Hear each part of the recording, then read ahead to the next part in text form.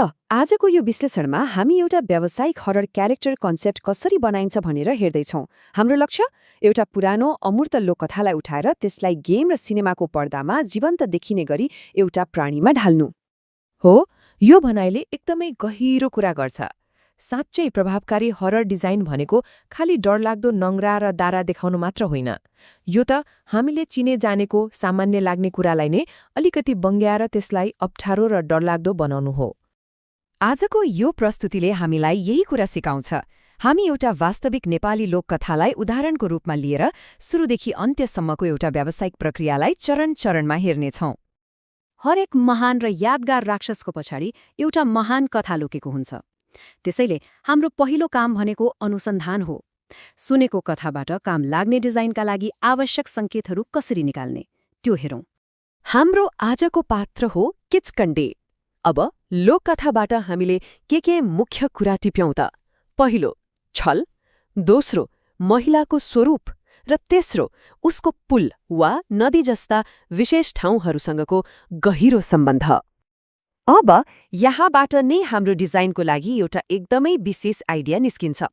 Concept artist Dilip चौबेले आफ्नो डिजाइनलाई अरूभन्दा फरक बनाउन ठ्याक्कै यही तरिका अपनाउनुहुन्छ। किचकण्डीलाई अरू क्षेत्रीय आत्माहरूसँग दाज्दा के देखिन्छ भने उसको डरको मुख्य स्रोत उसको राक्षसीपन होइन, बरु एउटा निश्चित ठाउँसँग जोडिएको उसको भ्रामक सौन्दर्य हो। ल अब यी सबै विचारहरूलाई चित्रमा उतारौँ र सुरु गरौँ सबैभन्दा महत्त्वपूर्ण कुराबाट, त्यो हो सिलहुट। यदि कुनै पात्रलाई कालो छायाको रूपमा मात्र हेर्दा पनि चिन्न सकिएन वा त्यो डरलाग्दो देखिएन भने त्यो डिजाइन सुरुमै फेल भयो भनेर बुझ्दा हुन्छ। दर्शकले सबैभन्दा पहिले र सबैभन्दा छिटो याद गर्ने कुरा नै यही हो। यहाँनिर हामीले एक मूर्तिकार र एनिमेटर दुवैको दृष्टिकोणबाट सोच्नुपर्छ।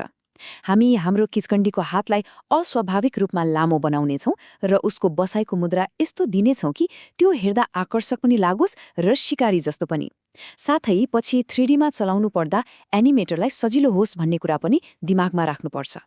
हामी रङको बारेमा सोच्न सुरु गर्नुभन्दा पनि पहिले पात्रलाई वास्तविक र त्यो दृश्यमा साँच्चै भएको जस्तो देखाउनुपर्छ।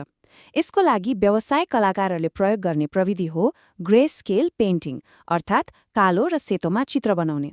दिलीप चौबेले यो कुरामा धेरै नै जोड दिनुहुन्छ, किनभने ग्रे स्केलमा काम गर्दा यसले कलाकारलाई प्रकाश, छाया र आकारमा मात्र ध्यान केन्द्रित गर्न बाध्य बनाउँछ र यही कुराले नै पात्रलाई वजन र गहिराई दिन्छ।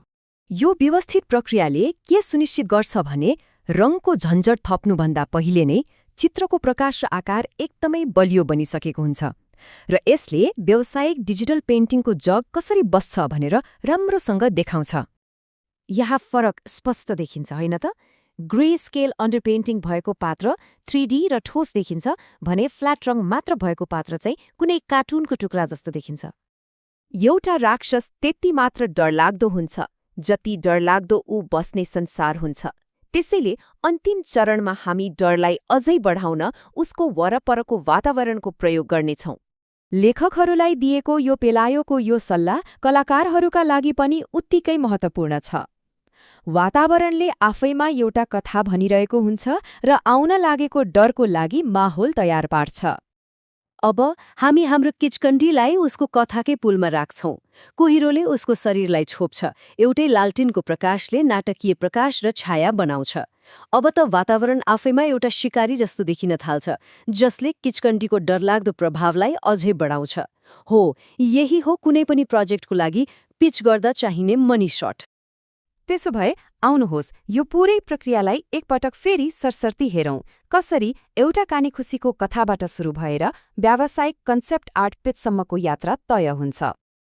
यी 5 स्तम्भहरूलाई पछ्याउँदा कुनै पनि प्रोजेक्टको लागि आकर्षक र यादगार हरर पात्रहरू सृजना गर्न सकिने एउटा भरपर्दो नक्सा तयार हुन्छ। सबैभन्दा डरलाग्दो कथाहरू त प्राय हाम्रै घर छेउछाउका हुन्छन्। अब सायद आफ्नै ठाउँको कथा खोज्ने पालो हो। आजको यो विश्लेषणमा सामेल हुनुभएकोमा धन्यवाद।